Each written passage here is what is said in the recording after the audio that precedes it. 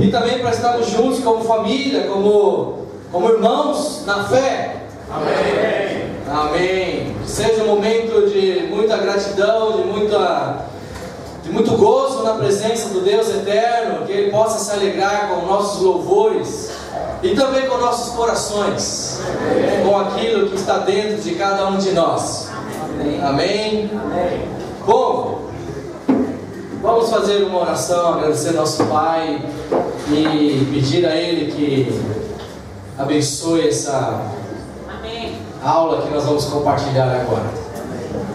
Ó Senhor, nosso Pai amado, Altíssimo Deus, muito obrigado, Senhor, novamente por estarmos aqui, pela vida de cada pessoa aqui, Senhor.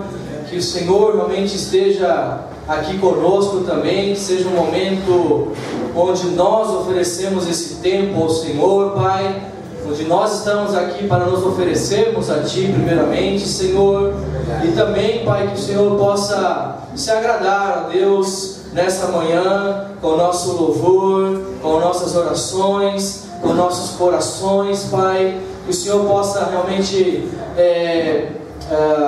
também abençoar a vida de cada um aqui, conforme a sua vontade. O Senhor sabe a necessidade de cada um, o Senhor conhece a vida de cada um, como cada um se encontra nessa manhã.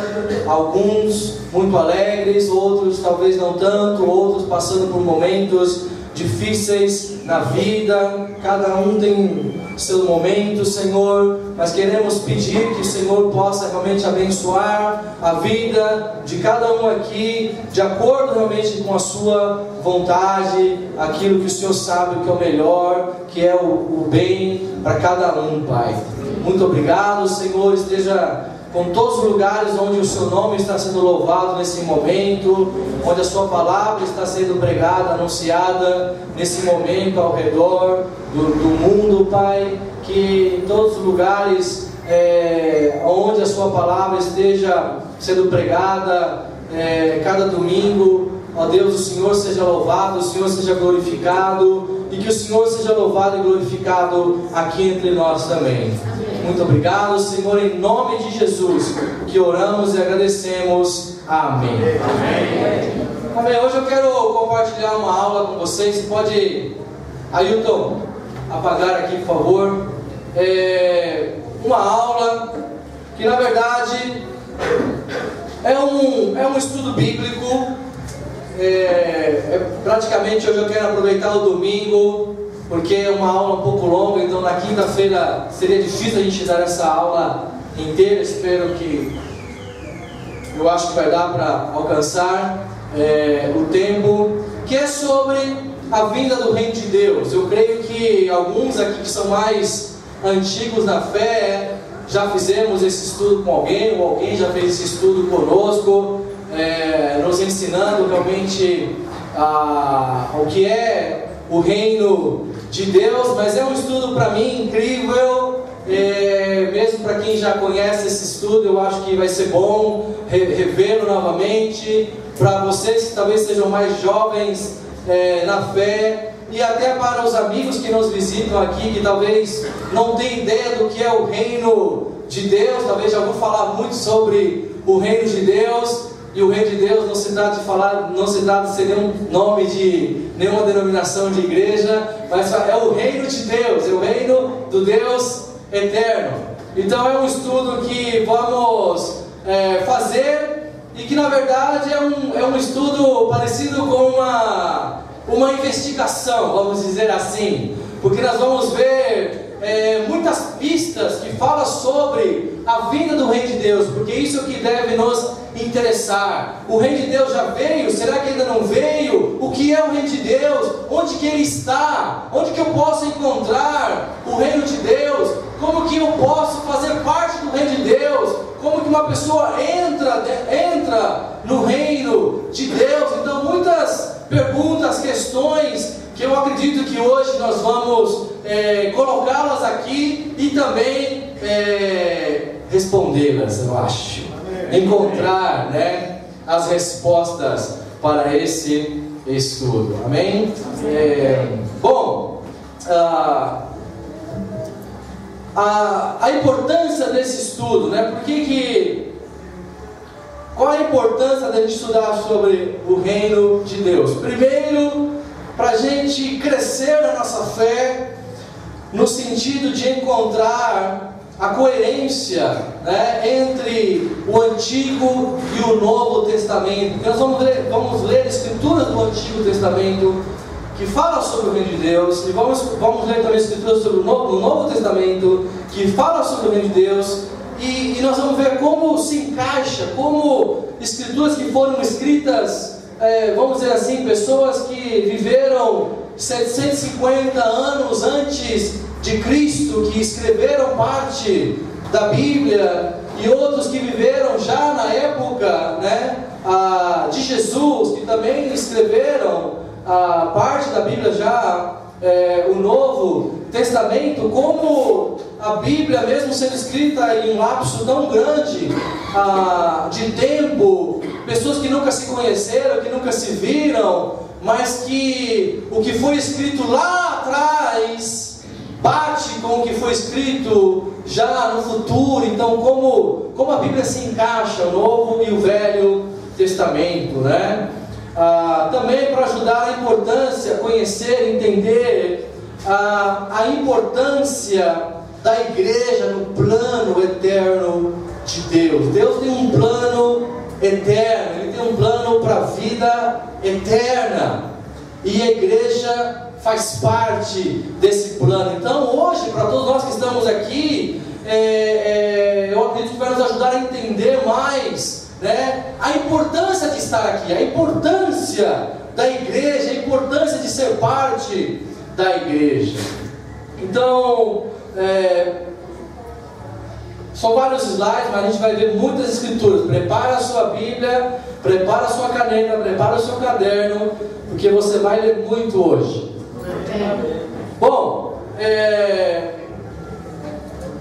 o Antigo Testamento fala muito do reino de Israel. Quem já conhece, né, o rei de Israel, o famoso, o rei Davi.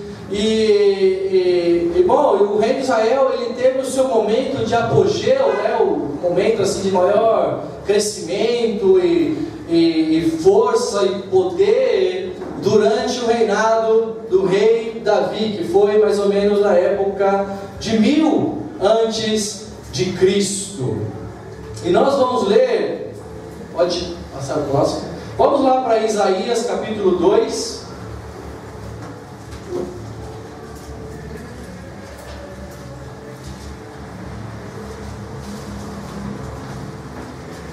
Do versículo 1 ao 4.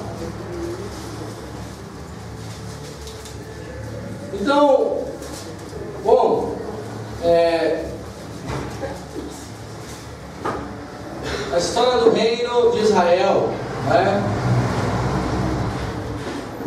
começou com o rei Saul, depois o segundo rei foi Davi, e nesse momento então Deus abençoou muito o rei Davi, o reino expandiu muito, cresceu muito, ainda que não fosse o reino mais, vamos dizer assim, o maior reino em termos de território, de população, mas era um reino poderoso porque tinha a proteção de Deus, e onde Davi ia, ele sempre ganhava as guerras, todos os reinos ao redor dele o temiam, o respeitavam. Depois veio o seu filho Salomão, que também ajudou a expandir mais ainda em riqueza, em armamento, em domínio sobre outros territórios. Só que depois começou a declinar-se, começou a entrar em decadência, não? E as pessoas sempre esperavam que o reino de Israel fosse um reino também, que seria um reino protegido de Deus, mas começou a entrar em decadência. E então Isaías,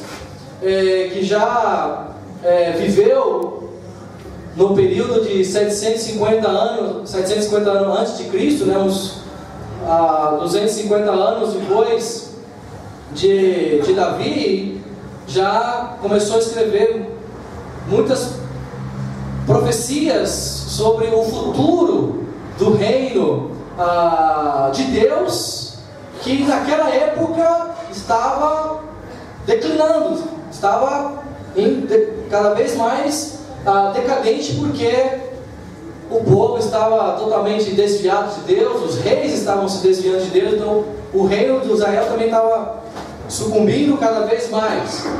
Então, Isaías escreve isso aqui, no capítulo 2, versículo 1 ao 4. Foi isto que Isaías, filho de Amós, viu a respeito de Judá e de Jerusalém. Nos últimos dias, o monte do templo do Senhor será estabelecido como o principal, será elevado acima das colinas, e todas as nações correrão para ele.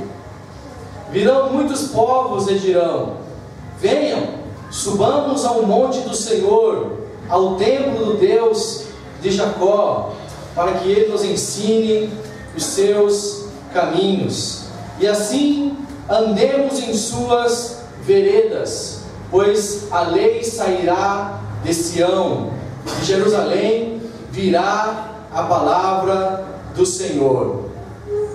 Até aqui. Bom, aqui então é uma profecia. Isaías está falando algo que vai acontecer no futuro, como ele diz aqui, nos últimos dias, né? Nos últimos dias, está se referindo aqui ao final de uma era e ao começo de uma nova era. E ele dá aqui algumas dicas, algumas pistas, vamos dizer assim, a respeito do reino de Deus. Por exemplo, ele fala aqui, pode passar isso, obrigado. Bom, nos últimos dias já é uma pista, porque ele está falando de algo que vai acontecer lá na frente, lá no futuro. Depois ele fala que ele fala sobre de muitas nações, né? Todas as nações correrão para ele, que vai ser um momento em que todas as nações vão estar ali diante de Deus. E também ele fala que de Sião, ele fala, sairá de Sião, de Jerusalém virá a palavra de Deus. Ele dá uma outra pista, que de Jerusalém é de onde vai sair a palavra, de onde a palavra de Deus ela vai ser pregada. Então isso aqui foi escrito há 750 anos antes de Cristo, mas ele já está falando lá do que vai acontecer no futuro. Eu imagino que nem ele sabia mais ou menos o que ia acontecer, mas o Espírito Santo estava usando a vida de Isaías para profetizar a respeito do que Deus tinha planejado lá na frente para o seu povo. Vamos ver outra profecia também, agora em Daniel. Passar. Daniel capítulo 2. Daniel 2, versículo 26. Então, outro profeta do Antigo Testamento também fala a respeito do futuro, fala do que vai acontecer. Daniel capítulo 2, começando o versículo 26 ao 45. Então é uma escritura um pouco longa.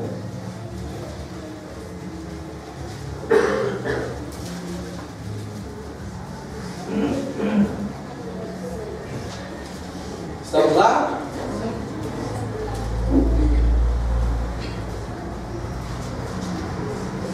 Então vamos ler atentamente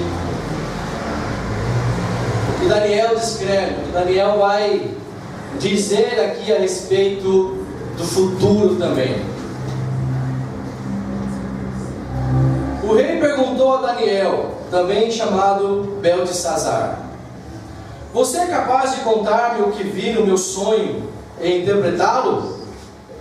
Daniel respondeu: nenhum sábio, encantador, mago ou adivinho é capaz de revelar ao rei o mistério sobre o qual ele perguntou. Mas existe um Deus dos céus que revela os mistérios. Ele mostrou ao rei Nabucodonosor o que acontecerá nos últimos dias. O sonho e as visões que passaram por tua mente quando estavas deitado foram os seguintes. Quando estavas deitado, ó rei, tua mente se voltou para as coisas futuras, e aquele que revela os mistérios te mostrou o que vai acontecer. Quanto a mim, esse mistério não me foi revelado porque eu tenha mais sabedoria do que os outros homens, mas para que tu, ó rei, saibas a interpretação e entendas o que passou pela tua mente. Tu olhastes, ó rei, e diante de ti estava uma grande estátua, uma estátua enorme, impressionante, e sua aparência era terrível. A cabeça da estátua era feita de ouro puro, o peito e o braço eram de prata, o ventre e os quadris eram de bronze, as pernas eram de ferro, e os pés eram em parte de ferro e em parte de bronze. Enquanto estavas observando, uma pedra soltou-se sem auxílio de mãos, atingiu a estátua nos pés de ferro e de barro e os esmigalhou. Então o ferro, o barro, o bronze, a prata e o ouro também foram despedaçados, viraram pó, como o pó da debulha do trigo na eira durante o verão. O vento os levou sem deixar vestígio, mas a pedra que atingiu a estátua tornou-se uma montanha e encheu a terra toda. Foi esse o sonho e nós o interpretamos para o rei. Tu, ó rei, és rei de reis. O Deus dos céus concedeu-te domínio, poder, força e glória. Nas tuas mãos Ele colocou a humanidade, os animais selvagens e as aves do céu. Onde quer que vivam, Ele fez de ti o governante deles todos. Tu és a cabeça de ouro. Depois de ti surgirá um outro reino, inferior ao teu.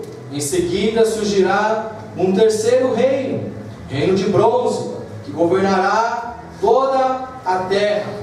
Finalmente haverá um quarto reino, forte como o ferro, pois o ferro quebra e destrói tudo. E assim como o ferro despedaça tudo, também ele destruirá e quebrará todos os outros. Como viste, os pés e os dedos eram em parte de barro e em parte de ferro. Isso quer dizer que esse será um reino dividido, mas ainda assim terá um pouco da força do ferro, embora tenha visto ferro misturado com barro. Assim como os dedos eram em parte de ferro e em parte de barro, também esse reino será em parte forte e em parte frágil. E como viste, o ferro estava misturado com o barro. Isso significa que se buscarão fazer alianças políticas por meio de casamentos, mas a união decorrente dessas alianças não se firmará, assim como o ferro não se mistura com o barro. Na época desses reis, o Deus dos céus estabelecerá um reino que jamais será destruído e que nunca será dominado por nenhum outro povo. Destruirá todos os reinos daqueles reis e os exterminará, mas esse reino durará para sempre.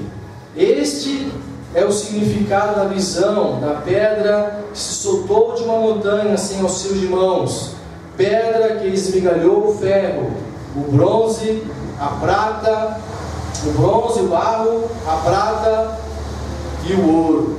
O Deus poderoso mostrou ao rei o que acontecerá no futuro.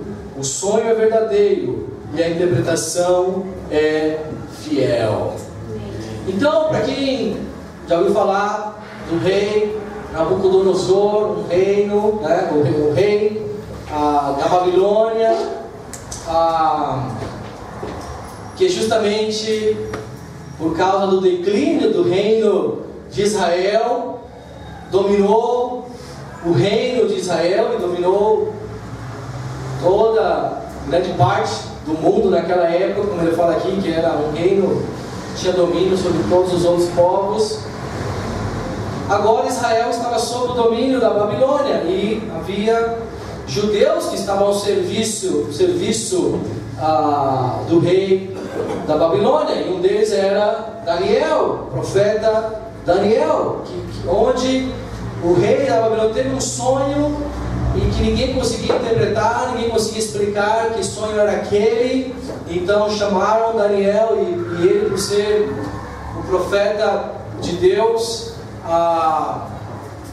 explicou o sonho ao rei, sem que o rei contasse o que ele tinha sonhado, né? Porque para a pessoa interpretar, dar a interpretação para o rei, ela tinha que saber o que ele tinha sonhado. Então o rei não queria chamar pessoas que ele contasse o sonho e a pessoa pudesse dar qualquer explicação para ele. A pessoa que fosse dar explicação para o rei teria que saber, sem ele ter contado, o que ele tinha sonhado. E Daniel, por revelação de Deus, sabia qual era o sonho que o rei tinha tido, então deu a explicação ao rei desse sonho. Pode colocar a próxima então. Não sei se dá para ver aí no fundo, mas aqui temos um exemplo de uma estátua, certo? E o rei Nabucodonosor havia sonhado com uma estátua gigante, certo? E que essa estátua estava dividida em vários detalhes diferentes. Ele não sabia por que aquele sonho.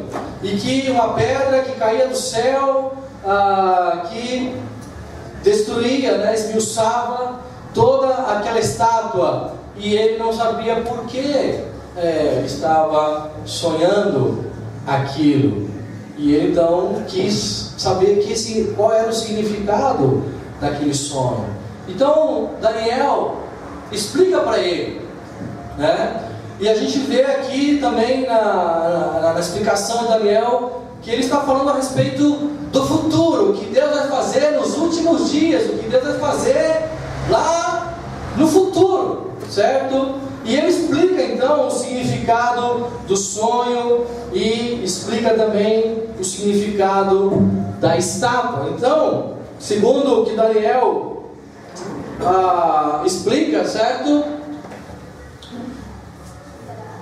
Ele fala que a cabeça da estátua, que é feita de ouro, certo? Versículo 39.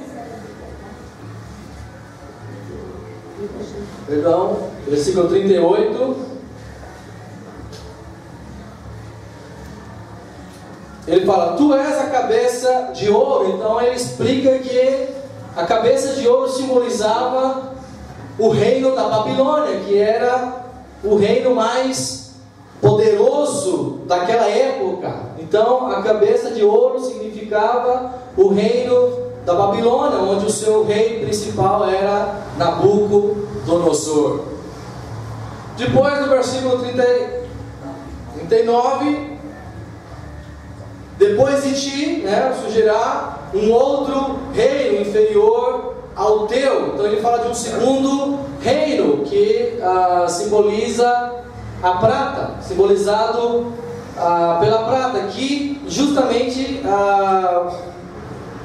foram o reino dos medos e persas, que na Bíblia também menciona sobre esses dois reinos, né? Um deles era Ciro, né? o rei Ciro, que a Bíblia menciona que chamado como Artaxerxes, né? O Assuero, e outro rei chamado Dario. Então esses dois reis, o reino dos medos e persas, também protegeram o reino de Israel num sentido. Também eles dominaram em seguida o reino da Babilônia, mas tinham sob domínio o reino de Israel, mas eles respeitavam a religião dos judeus, né, dos israelitas, e ajudaram até a reconstruir o templo, certo? Nós vemos no livro de Esdras, de Neemias, de Esther, certo? Todos esses livros contam a história já do reino da Pérsia, certo?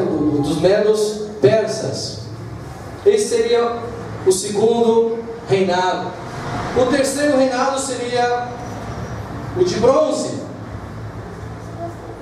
Em seguida surgirá um terceiro reino, o reino de bronze, que governará toda a terra. Então, depois desses reinos, né, dos babilônios e dos persas, surgiu então o reinado da Grécia com Alexandre Magno, né? Isso já nós não temos na Bíblia, porque no período entre... A Bíblia tem um silêncio, né? A Bíblia guarda um silêncio de 400 anos entre esses reinos da Pérsia e o reino de Roma. A Bíblia tem um período mais ou menos de 400 anos, onde justamente aí é onde surgiu os gregos, né? Conhecido também como os macedônios, que começaram então a expandir o reino da Macedônia, que com Alexandre Magno, que foi o grande, né? O Alexandre que invadiu todos esses reinos, e que dominou a terra também nessa época. Esse seria então o reino de bronze. E que depois, então, nesse período também aí intertestamentário, né, entre o Antigo e o Novo Testamento, ele menciona um quarto reino, né? No capítulo versículo 40, finalmente haverá um quarto reino, forte como ferro, pois o ferro quebra e destrói tudo. Que depois do reino da Macedônia, ou seja, com a morte de Alexandre Magno, o reino da Grécia se dividiu. Ele se tornou vários reinados. Não surgiram, porque Alexandre dominava tudo, mas com a morte dele já não tinha quem fosse o grande rei, o grande imperador. Então daí surgiram vários reinos pequenos. E nesse então é que Roma começou a crescer, começou a dominar, começou a expandir, e aí então surgiu o reino de Roma como o reino que agora estava dominando toda o mundo conhecido naquela época, né, que nós chamamos Europa, África, toda aquela parte do Médio Oriente, Índia. Então o reino de Roma ele expandiu muito, né? Então nesse quarto reino que nós conhecemos como o Império Romano, certo? A época dos Césares, não? Muitos Césares famosos aí, certo? Augusto, né? Época dos gladiadores, né? Bom, quem gosta de filme épico, né? Conhecemos bastante de Roma. E ele menciona aqui, olha que interessante, uma outra pista, né? Uma outra dica interessante para nós irmos captando sobre a vinda do reino de Deus. E ele menciona, certo? No versículo 44, na época desses reis, o Deus dos céus estabelecerá um reino que jamais será destruído e que nunca será dominado por nenhum outro povo. Destruirá todos os reinos daqueles reis e os exterminará, mas esse reino durará para sempre. Então aqui Daniel dá uma dica para nós que nesse período, no período do Império Romano, no período do quarto reino da estátua, que era um reino, como ele fala, forte como ferro, mas fraco como o barro, né? E era isso que caracterizava o Império Romano. Não, eles faziam alianças, os reis se casavam com princesas e assim iam formando alianças, não? Como aquela famosa rainha do Egito, não? Que se casou com, não me lembro agora o nome dele, mas me fugiu o nome agora, mas é muito famosa, não? Famosa a rainha que construiu o cavalo de Troia, Cleópatra, esse casou com César, né? E assim era, né? Assim era. E a gente vê também que no Império Romano, na Bíblia mesmo, menciona vários reis, né? Como o rei Herodes e outros reis, porque assim é como eles já faziam naquela época. E nesse período, então, desses reis, desse quarto reino, é que Deus estabeleceria um reino eterno, um reino que durará para sempre. Como ele diz aqui, Deus estabelecerá um reino que jamais será destruído, que nunca será dominado por nenhum outro povo. Então ele está dando uma dica para nós que faz que Daniel está profetizando, que vai acontecer lá no futuro, como nós já passamos pela história, como nós já conhecemos a história, podemos então identificar em que período era isso. Eles lá não tinham, porque é como se alguém hoje profetizasse o que Deus vai fazer daqui a quase 1000 anos, certo? Só quem vai viver daqui a 1000 anos é que vai saber o que realmente aconteceu nesse período.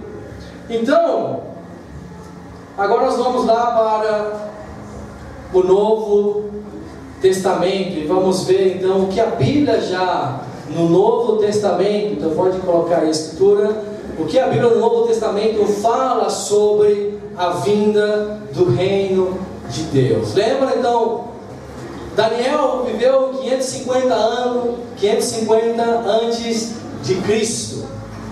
Agora nós estamos no ano 26 depois de Cristo. Vamos lá para Mateus. Então demos um salto aí de quase 600 anos.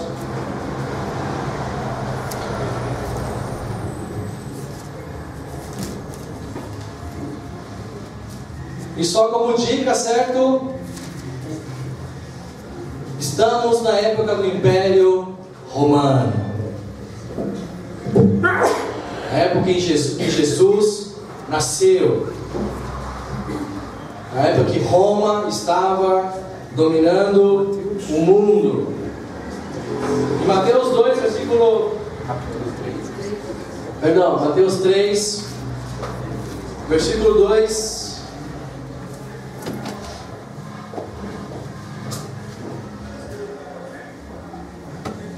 Bom, vamos ver aqui o 1 e o 2. Naqueles dias surgiu João Batista pregando no deserto da Judeia. Ele dizia: arrependam-se, pois o reino dos céus está próximo. 26 depois de Jesus, surge João Batista pregando o Evangelho. Arrependam-se, o reino dos céus está próximo, mas ainda não havia chegado. Estamos na época do Império Romano, batendo com a visão, com o sonho, com a interpretação do sonho de Daniel. E surge o profeta João Batista, chamando o povo: arrependam-se, pois o reino dos céus está próximo, mas ainda não chegou. Está próximo, não sabemos quão próximo, mas ainda não chegou. Vamos para Mateus capítulo 4, versículo 17. Mateus 4, 17.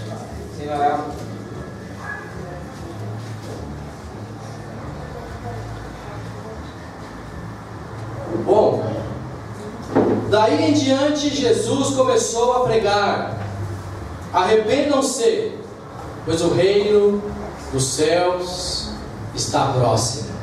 Agora surge Jesus pregando também sobre arrependimento e sobre o reino de Deus. Mas ainda o reino de Deus não havia chegado, somente está próximo. Vamos ver outra escritura em Marcos 9, versículo 1.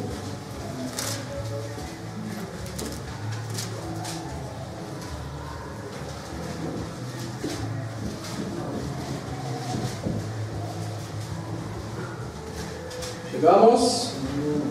Marcos 9, 19, versículo 1, Jesus dizendo: Ele lhes disse: garanto-lhes que alguns dos que aqui estão, de modo nenhum experimentarão morte antes de verem o reino de Deus vindo com poder. Aqui tem outras dicas sobre o reino, a vinda do reino de Deus. Ainda não chegou, mas Jesus dá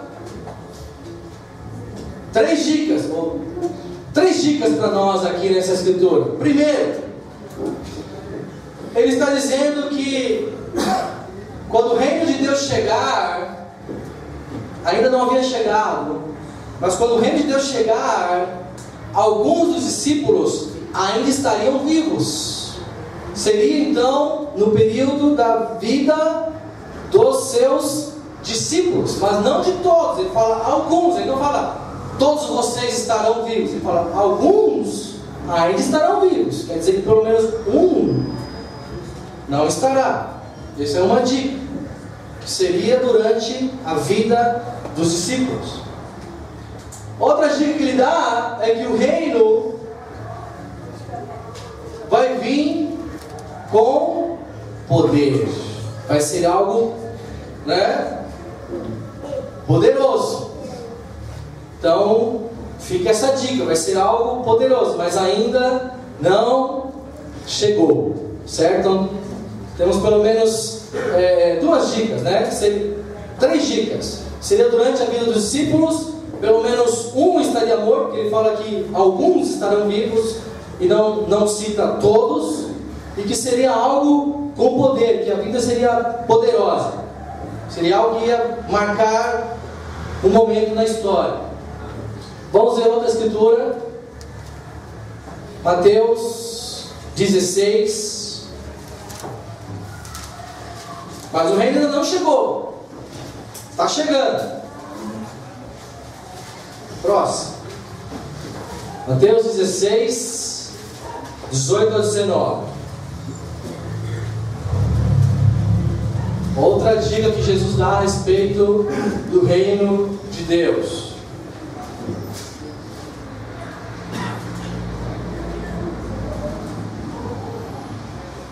E eu lhe digo que você é Pedro, e sobre esta pedra edificarei a minha igreja, e as portas do Hades não poderão vencê-la.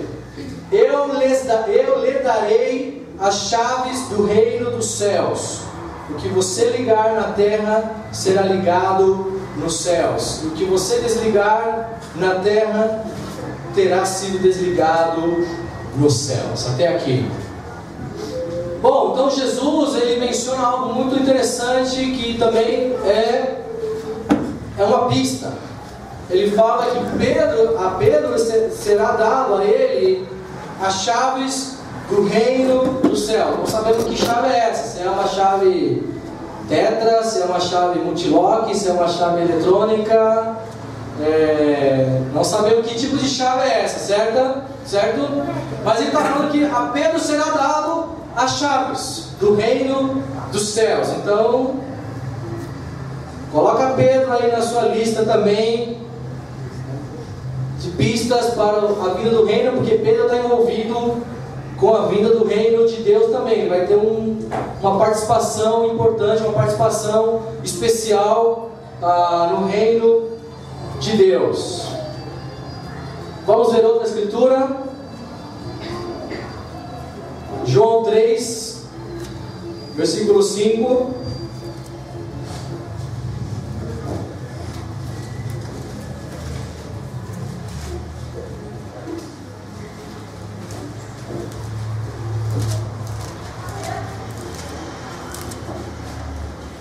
Chegamos? João 3,5 diz assim: respondeu Jesus: digo-lhe a verdade, ninguém pode entrar no reino de Deus se não nascer da água e do Espírito. Só essa escritura aqui, ok? Fazendo um resumo por causa do nosso tempo, mas aqui já dá uma dica central, uma dica muito importante sobre o Reino de Deus, que ele fala: ninguém pode entrar no Reino de Deus. Então, como uma pessoa vai ser parte do Reino de Deus, como uma pessoa vai entrar no Reino de Deus, ele fala: ninguém pode entrar no Reino de Deus se não nascer da água e do Espírito, né? Jesus está se referindo ao batismo, certo? Nós vamos também ver melhor depois. A próxima escritura então seria Lucas 17.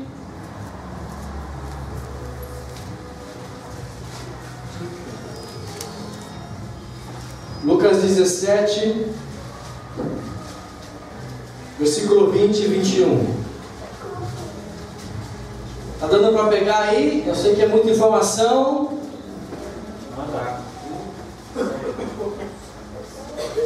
Mas vocês são inteligentes, eu sei que está todo mundo entendendo.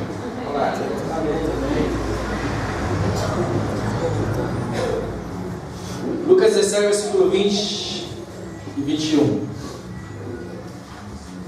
Certa vez, tendo sido interrogado pelos fariseus sobre quando viria o reino de Deus, Jesus respondeu: o reino de Deus não vem de modo visível, nem se dirá: aqui está ele, ou lá está, porque o reino de Deus está entre vocês, ou dentro de vocês. Essas duas possibilidades de interpretar essa palavra aqui: ou dentro de vocês, ou entre vocês. Mas a dica que Jesus, essa era a pergunta dos fariseus também, né?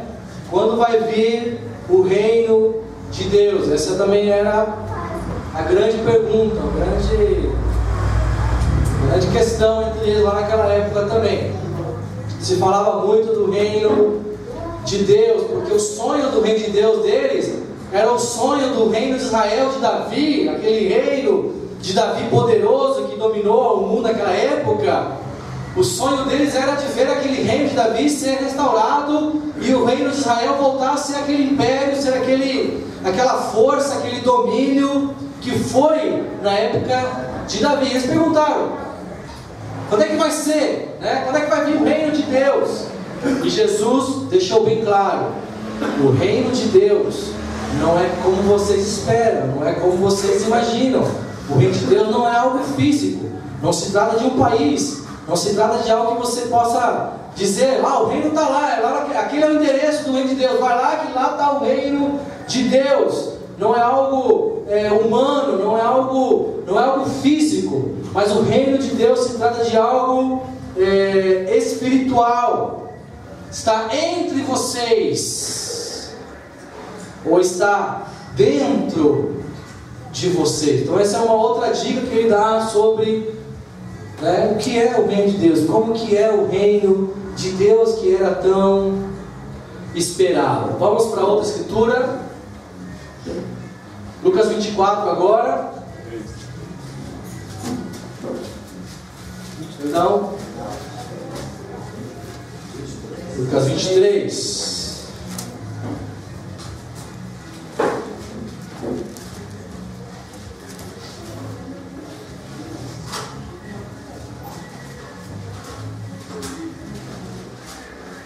Isso mesmo, Lucas 23.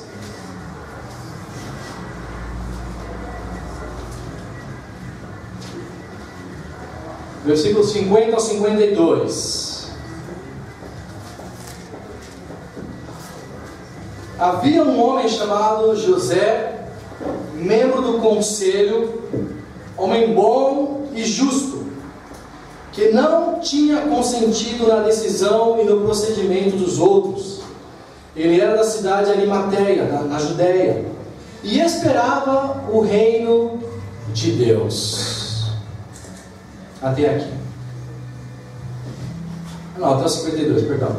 Dirigindo-se a Pilato, pediu o corpo de Jesus. Então, Jesus morreu.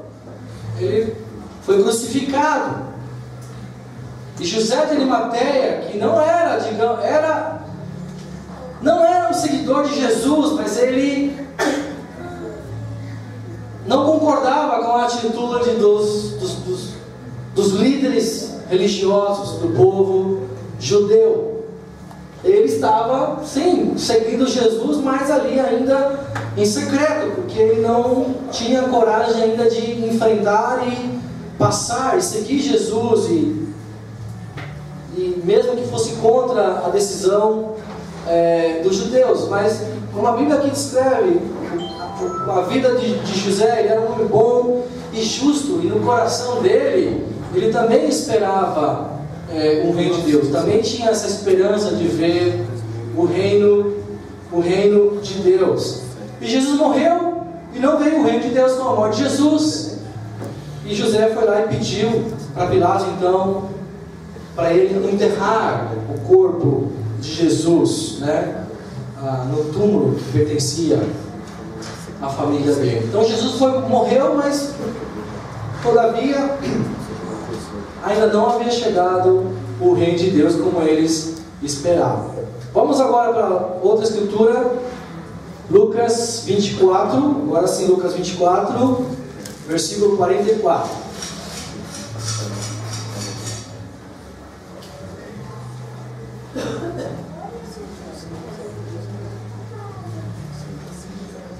Lucas 24, versículo 44 ao 49. Vamos ler esta passagem. Então, e disse-lhes: foi isso que eu lhes falei enquanto ainda estava com vocês. Era necessário que se cumprisse tudo a meu respeito, tudo o que a meu respeito está escrito na lei de Moisés, nos profetas e nos salmos.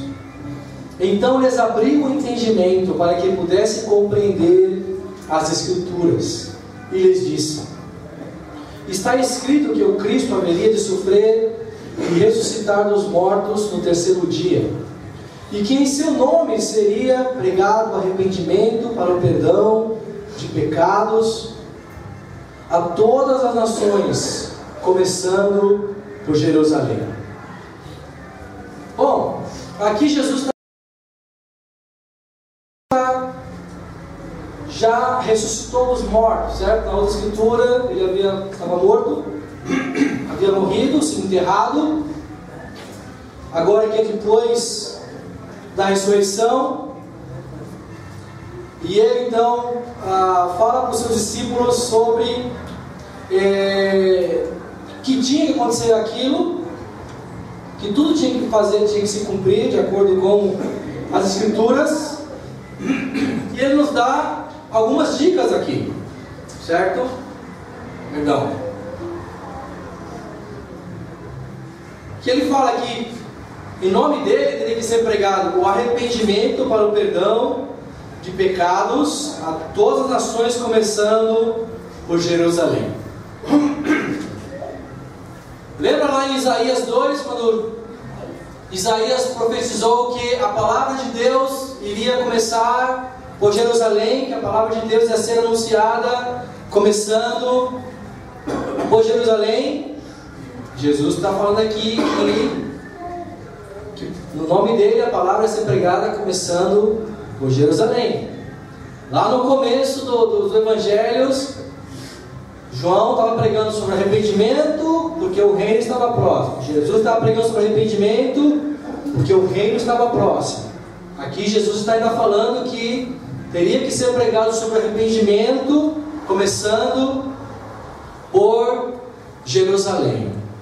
Bom, mas ainda o reino não chegou com a ressurreição de Jesus. Agora vamos para Atos capítulo 1. Atos 1, do versículo 1 ao 8.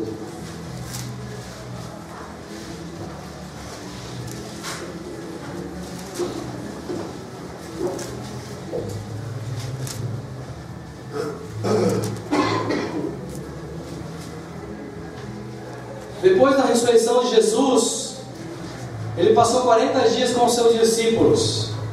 E aqui já praticamente são as últimas conversas, os últimos momentos que Jesus está conversando, falando com os seus discípulos antes dele ascender ao céu. Então aqui vamos ver o versículo 1 ao 8.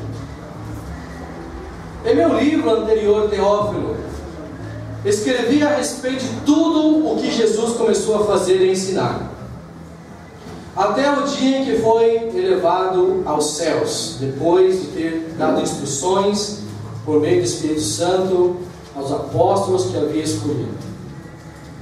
Depois do seu sofrimento, Jesus apresentou-se a eles e deu-lhes muitas provas indiscutíveis de que estava vivo. Apareceu-lhes por um período de 40 dias, falando-lhes acerca do reino de Deus.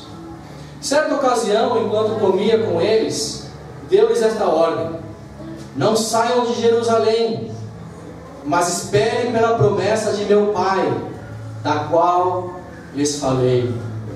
Pois João batizou com água, mas dentro de poucos dias vocês serão batizados com o Espírito Santo. Então, os que estavam reunidos lhe perguntaram: Senhor, é neste tempo que vais instaurar o reino de Israel?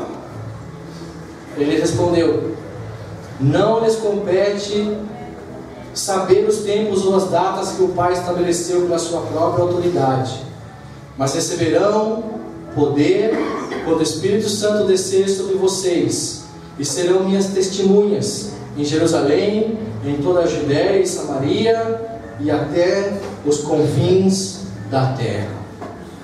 Bom, Jesus ressuscitou, Jesus passou vários dias com seus discípulos, e aqui ele dá outras dicas que também batem com outras escrituras que nós já lemos, certo? E o assunto, um dos assuntos, dentre vários assuntos que Jesus obviamente tratava com seus discípulos, certo? Mas um deles era sobre o reino de Deus. Isso era um dos grandes assuntos, porque as pessoas queriam saber: uau, Jesus veio, Jesus provou ser o Filho de Deus, Jesus morreu, Jesus ressuscitou, Jesus está indo embora, e o reino de Deus ainda não chegou. E eles queriam realmente saber quando que ia chegar o reino de Deus. E essa era a pergunta que eles fizeram: Senhor, é agora que vai restabelecer, que vai restaurar o reino de Israel? Mas os discípulos ainda tinham aquela visão do Israel antigo, tinha aquela visão de que, uau, agora Israel vai se levantar, Deus vai enviar, Deus vai fazer algo poderoso, e Israel vai voltar a ser aquele reino como era lá na época de Davi. Mas Jesus dá aqui algumas orientações: fique em Jerusalém, tudo estava voltado para Jerusalém, desde lá do Antigo Testamento. A palavra do Senhor sairá de Jerusalém. Jesus falou para os seus discípulos: não saiam de Jerusalém, fiquem aqui. Lembra lá em Marcos 9 que ele falou que alguns discípulos não estariam mortos até que viria o reino de Deus com poder. Fala: fique aqui que vocês vão ser revestidos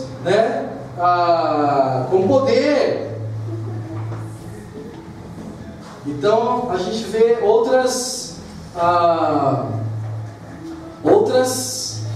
dicas aqui. Ele fala do batismo também com o Espírito Santo. Ele fala, lembra lá em João 3, ele fala: ninguém pode ver o reino de Deus se não nascer da água e do Espírito. Bom, até então só batizava com a água, porque o Espírito ainda não havia.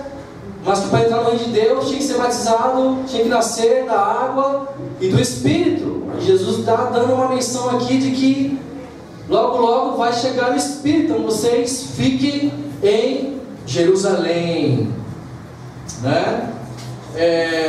Bom, não está aqui no painel, mas aqui, capítulo 1, versículo 15 ao 17, vamos ler aqui, não está aqui no painel. Diz assim: naqueles dias Pedro levantou-se entre os irmãos, um grupo de cerca de 120 pessoas, e disse: irmãos, era necessário que se cumprisse a escritura que o Espírito Santo predisse por boca de Davi a respeito de Judas, que serviu de guia aos que prenderam Jesus. Ele foi contado como um dos nossos e teve participação nesse ministério. Bom, no versículo 18 também diz assim: com a recompensa que recebeu pelo seu pecado, Judas comprou um campo, ali caiu de cabeça, seu corpo partiu-se ao meio e as suas vísceras se derramaram. Até aqui. Lembra lá em Marcos 9:1 que Jesus falou que o reino de Deus viria durante a vida de alguns discípulos, mas não de todos? Que aconteceu com um dos apóstolos de Jesus? Judas morreu. Depois que ele traiu Jesus, se encheu de remorso, foi numa árvore, se pendurou, se enforcou na árvore.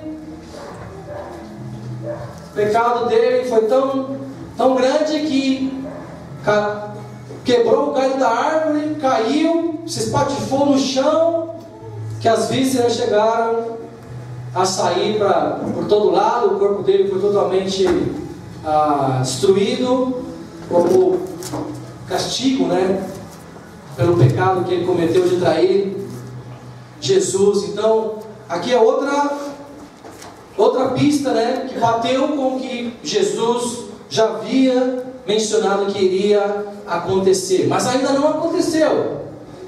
Tudo indica que o reino está muito próximo. Algumas coisas já estão sucedendo, já aconteceram, mas ainda não chegou o reino. Então vamos agora para Atos 2. Atos 2. E agora sim, vamos ler uma escritura bem larga. Então precisamos estar bem atentos, amém? Estão conseguindo pegar? Estão conseguindo prestar atenção? Estão cansados já de tanta coisa? Prossiga, cara. Então a gente para aqui e continua na semana que vem.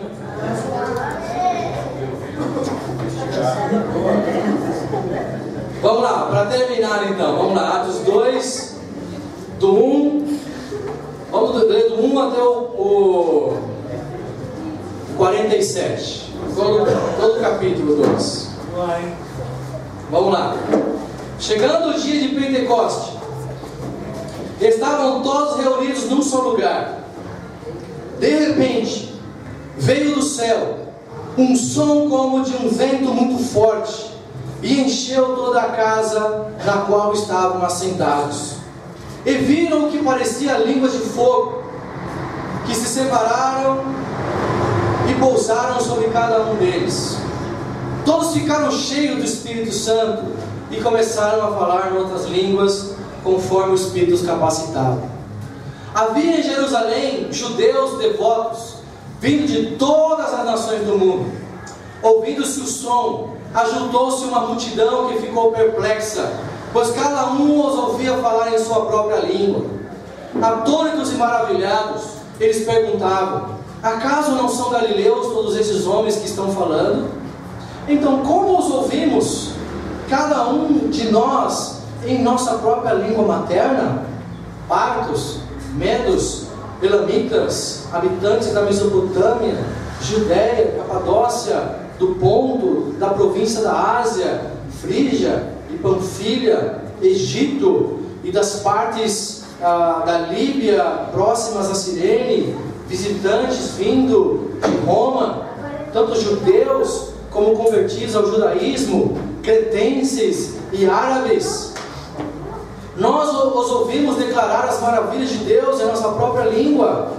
Atônitos e perplexos, todos perguntavam uns aos outros: o que significa isto?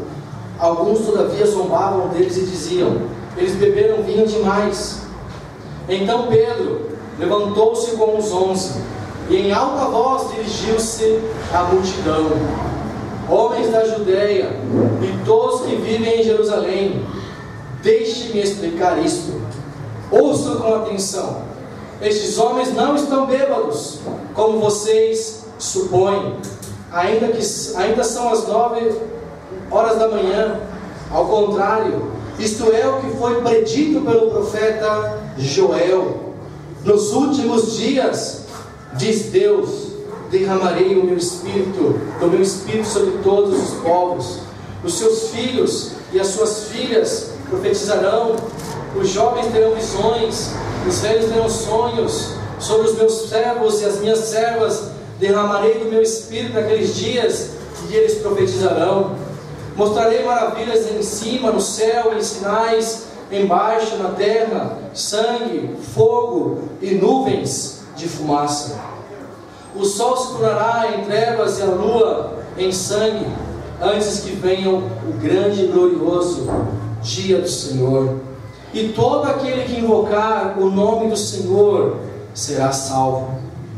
Israelitas, ouçam estas palavras: Jesus de Nazaré foi aprovado por Deus diante de vocês por meio de milagres, maravilhas e sinais que Deus fez entre vocês por intermédio dele. Como vocês mesmos sabem, este homem lhes foi entregue por propósito determinado e pré-conhecimento de Deus, e vocês, com a ajuda de homens perversos, o mataram pregando na cruz. Mas Deus ressuscitou dos mortos, rompendo os laços da morte, porque era impossível que a morte o retivesse. A respeito dele disse Davi: eu sempre via o Senhor diante de mim, porque ele está à minha direita, não serei abalado. Por isso meu coração está alegre e a minha língua exulta. O meu corpo também repousará em segurança, porque tu não me abandonarás no sepulcro, mas nem permitirás que o teu santo sofra decomposição. Tu me fizeste conhecer os caminhos da vida, e me encherás de alegria na tua presença. Irmãos, posso dizer-lhes com franqueza que o patriarca Davi morreu e foi sepultado, e o seu túmulo está entre nós até o dia de hoje. Mas ele era profeta e sabia que Deus lhe prometera sob juramento que colocaria um dos seus descendentes em seu trono. Prevendo isso, falou da ressurreição do Cristo, que não foi abandonado no sepulcro e cujo corpo não sofreu decomposição. Deus ressuscitou esse Jesus, e todos nós somos testemunhas deste fato. Exaltado à direita de Deus, ele recebeu do Pai o Espírito Santo prometido e derramou o que vocês agora veem e ouvem. Pois Davi não subiu aos céus, mas ele mesmo declarou: o Senhor disse ao meu Senhor: senta-te à minha direita, até que eu ponha os teus inimigos como estrado para os teus pés. Portanto, que todo Israel fique certo disto, que esse Jesus, a quem vocês crucificaram, Deus o fez Senhor e Cristo. Quando ouviram isso, ficaram aflitos em seu coração e perguntaram a Pedro e aos outros apóstolos: irmãos, que faremos? Pedro respondeu: arrependam-se e cada um de vocês seja batizado em nome de Jesus Cristo para o perdão dos seus pecados, e receberão o dom do Espírito Santo. Pois a promessa é para vocês, para os seus filhos e para todos que estão longe, para todos quantos o Senhor nosso Deus chamar. Com muitas outras palavras os advertia e insistia com eles: salvem-se desta geração corrompida. Os que aceitaram a mensagem foram batizados, e naquele dia houve um acréscimo de cerca de 3.000 pessoas. Eles se dedicavam ao ensino dos apóstolos e à comunhão, ao partir do pão e às orações. Todos estavam cheios de temor, e muitas maravilhas e sinais eram feitos pelos apóstolos. Os que criam mantinham-se unidos e tinham tudo em comum, vendendo suas propriedades e bens distribuíam cada um conforme a sua necessidade, e todos os dias continuavam a reunir-se no pátio do templo, partiam o pão em suas casas, e juntos participavam das refeições, com alegria e sinceridade de coração, louvando a Deus e tendo a simpatia de todo o povo, e o Senhor lhes acrescentava diariamente o que iam sendo salvos.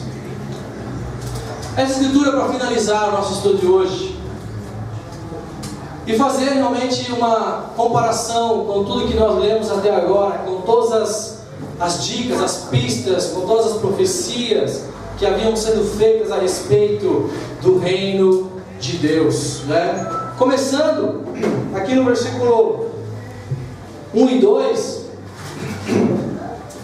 que diz aqui: chegando de Pentecostes, estavam todos reunidos num só lugar, e de repente veio do céu um som como de um vento muito forte, e encheu toda a casa na qual estavam assentados, e viram o que parecia línguas de fogo, que se separavam e pousavam sobre a cabeça deles.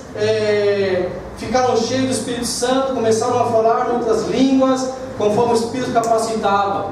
O que nós vemos aqui? Qual que era uma das pistas que sempre Jesus mencionava? Não? Que o reino de Deus ia chegar com poder, que ia ser um momento de muito poder.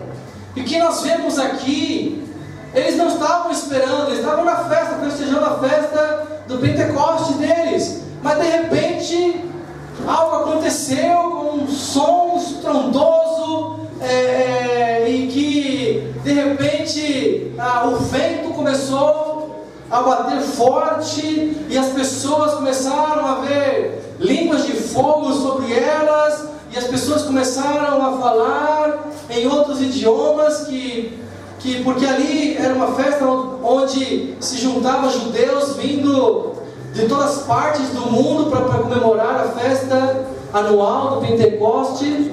E como eles mencionam, aqui há judeus vindo da Arábia, judeus vindo do Egito, judeus vindo de Roma, e do Elão, e de cada ponto de onde havia judeu,